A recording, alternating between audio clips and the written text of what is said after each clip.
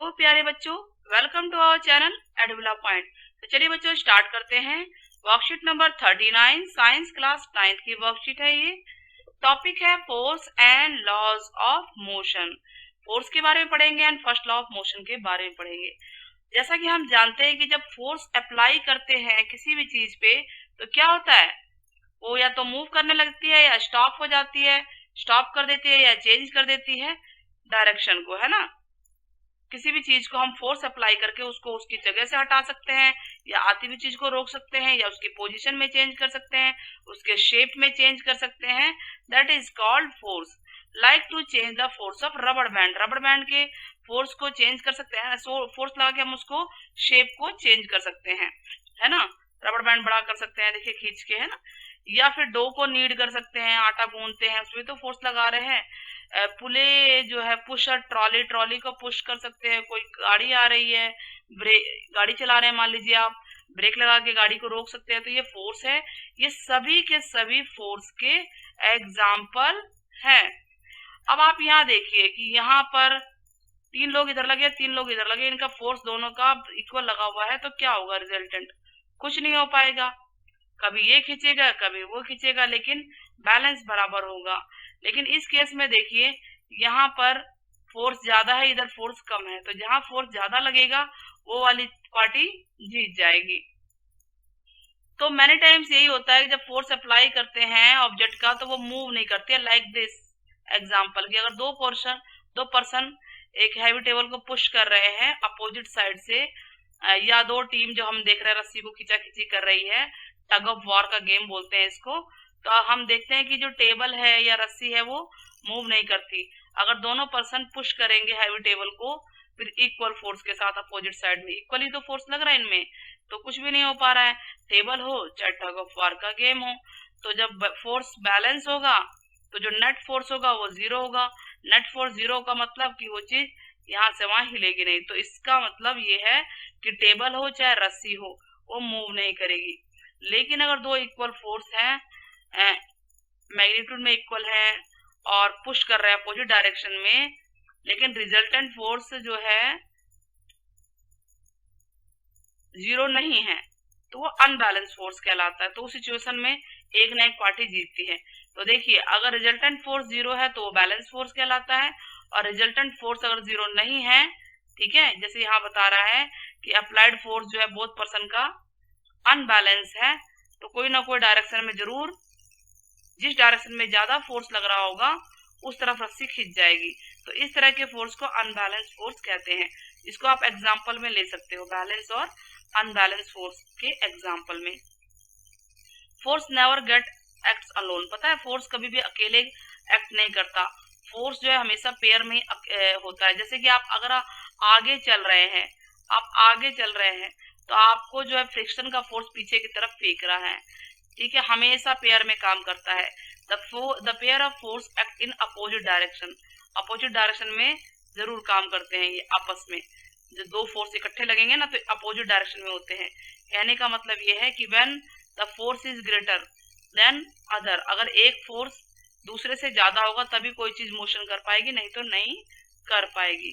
तो frictional force कुछ ऐसा ही है, वो अपोजिट डायरेक्शन में लगता है। जैसे कि फ्रिक्शनल फोर्स किसी दो सरफेस के बीच में रगड़ से होता है। जैसे हम आगे चल रहे हैं तो जमीन हमें पीछे की तरफ कर रही है, तो हमारे पैरों और जमीन के बीच में जो फोर्स लगेगा वो कौन सा फोर्स होगा?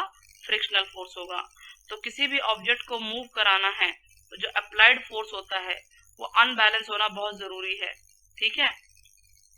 तो टू एक्सेलरेट द मोशन, यानी कोई भी चीज को मोशन को, ऑब्जेक्ट के मोशन को एक्सेलरेट करना है तो अनबैलेंस फोर्स की जरूरत होती है।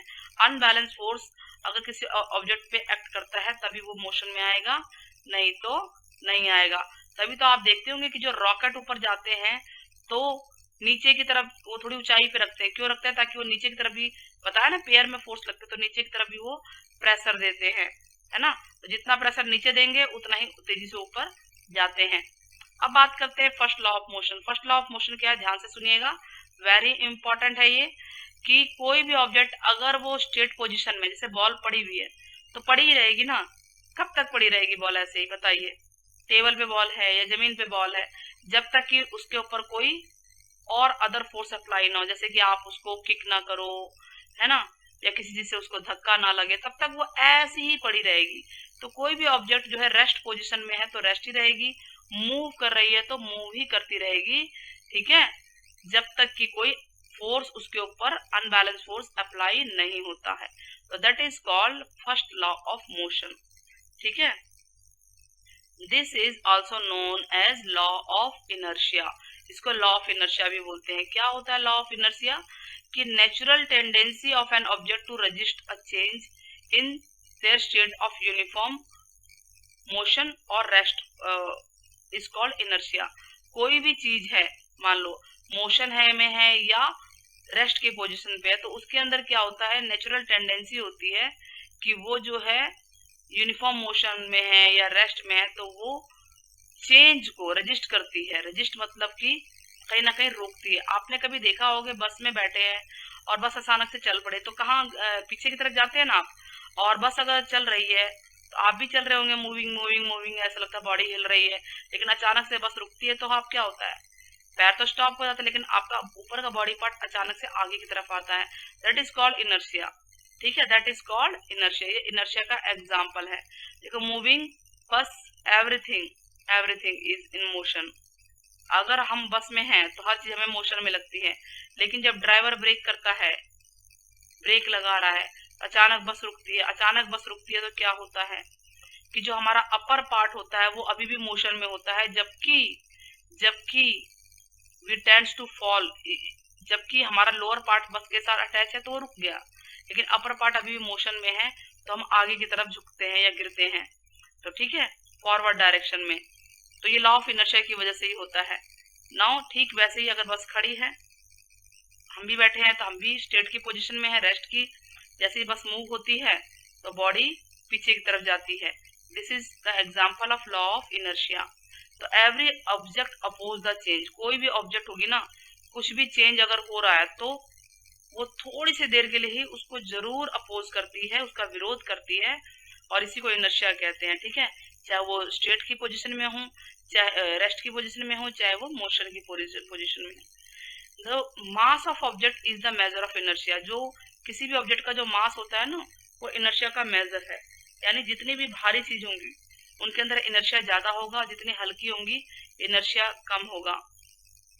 लिखा है ना, लार्जर इनर्शिया, ज्यादा होगा उनके अंदर, ठीक है। तो यही कह रहा है, due to which we need to apply more force to change their state motion.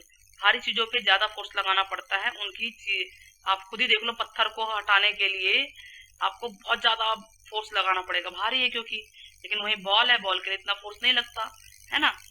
तो जितनी भारी चीज होगी, जितना मास ज्यादा होगा, इनर्शिया उतना ही ज्यादा होगा। ना क्वेश्चन के आंसर, पहला क्वेश्चन क्या है, what effect can we produce. Force के द्वारा हम क्या क्या कर सकते हैं। वैसे तो ये आंसर पहली ही लाइन में लिखा हुआ है, देखिए ये लिखा हुआ है ना, ये लिखा है, ये पूरा लिखा हुआ है, ये नंबर 1 के लिए है।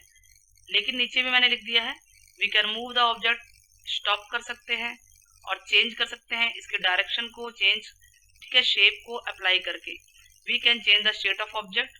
एग्जाम्पल है, किसी भी हैवी स्टोन है उसको मूव कराओ, या स्पीड ऑब्जेक्ट है उसकी चेंज कर सकते हैं अगर वो मूव करती है। फॉर एग्जाम्पल कोई बॉल आ रही है आपकी तरफ, किसी बैट्समैन ने मारी है तो आप उसको कैच कर सकते हैं। तो ये सब एग्जाम्पल है फोर्स के। Next is, what is the direction of frictional force. Frictional force का डायरेक्शन हमेशा मोशन की अपोजिट डायरेक्शन में होता है, ठीक है, अपोजिट। डिफाइन इनर्शिया और first law of motion example के साथ। तो इनर्शिया है natural tendency of object to resist change, change को रेजिस्ट करती है। और फर्स्ट लॉ ऑफ मोशन क्या है, कोई भी चीज अगर स्टेट में है तो स्टेट में रहे, रेस्ट में है तो रेस्ट में रहेगी, अगर मोशन में है तो मोशन में रहेगी, जब तक कि उस पर कोई अनबैलेंस फोर्स अप्लाई ना हो। अब बात आती है एग्जाम्पल की। तो एग्जाम्पल आपके सामने ऊपर है, ठीक है।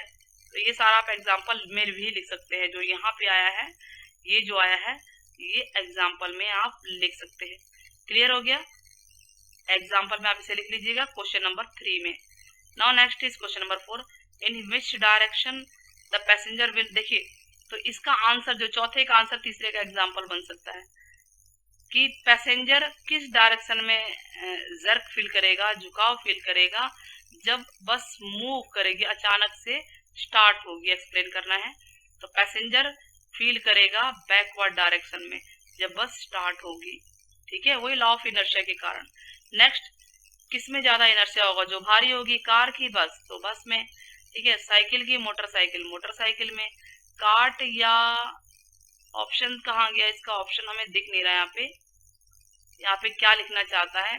मान लीजिए मैं स्टोन लिख देती हूँ, देखिए यहाँ पे कुछ है नहीं, तो अगर स्टोन होगा तो स्टोन लिखा जाएगा, ठीक है। या बॉल अगर है, अगर बॉल हुआ तो फिर काट, ठीक है, क्लियर हो गया ना।